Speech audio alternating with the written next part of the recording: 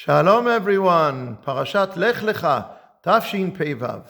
After Hashem's first command to Avram, Lech-Lecha to Eretz Canaan, and after his separation from Lot, we find in the middle of Parashat Lech-Lecha the story of the 4 kings who defeated the 5 kings, including the king of Sodom. Sodom is captured, and all of its people, including Lot, are taken captive. Avram goes to war and rescues Lot and all of the people of Sodom. Why is this story so important, and why is it right here in the middle of Parashat Lech-Lecha? This topic can be explored in depth, but let's keep this a short video. This story marks the beginning of the fulfillment of Avram's mission, the mission for which Hashem sent Avram on his journey. Avram is no longer just a private individual. His destiny is to become Avraham, Av Hamon Goyim, the father of many nations. He is going to establish the nation whom Hashem will charge with the mission of Geulah and Tikkun Olam. At this stage, it's still just Avram and Sarai. Yitzchak has not yet been born. There are no fathers and avot and imahot. There are no 12 tribes yet. Am Yisrael has not yet been created in Mitzrayim or in Yetziat Mitzrayim, and we haven't been given the Torah at Har Sinai, but the mission begins here. Avram now becomes a figure of influence and stature. He has an army. He rescues captives and saves people and nations. Melchizedek, the king of Shalem, blesses Avraham, Baruch Avram Le'el Elyon, blessed be Avraham of the God Most High, who has delivered your enemies into your hand.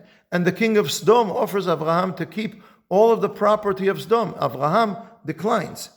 If we look at the conquests of these 4 kings who first won the war and whom Avraham ultimately defeats, we see that Avram essentially takes control over a large part of the region. He establishes a foundation for what will one day become a kingdom of the descendants of Avraham, a state of Am Yisrael. This is a glimpse into the future, when a great and influential Jewish kingdom will arise in the land, or in the words of the sages, Maaseh Avot Siman Labanim, the actions of the forefathers is a sign for the children. In the process that we see in Perek Yud Bet earlier, and here in Perek Yud Dalet, and also in the chapters that follow, Avram is transformed from a private individual into a leader who has at least regional influence on the path towards the mission of the nation that will emerge from him to become a global power. Within this event, there are many other details, important elements, each of which deserves to be examined on its own, such as the relationship between Avraham and Lot, or how do we relate to the city of Sodom. Next Shabbat, we will read about the destruction of Sodom.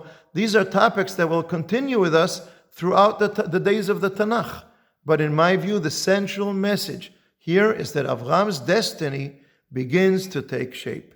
It seems to me that some of us have not paid attention to the significance of this story until now. Why is this? What were we taught in kindergarten about our forefather Avraham? What are children taught today about him? We are taught how Avraham discovers faith, how he smashed his father's idols, how he is a person of kindness, of chesed, how he welcomed guests. All of this is true and important. But I think that during the long years of galut, of exile, we naturally lacked a connection to these ideas of the power and strength of Avraham. We lived scattered in small communities in various exiles. We could relate to Avram, who stood alone against the pagan world and clung to his faith in Hashem. We could relate to Avraham, the kind host. But Avram's strength, that simply did not have a place in our minds and hearts. But today, Baruch Hashem, we have returned to being a sovereign state and people in Eretz Yisrael.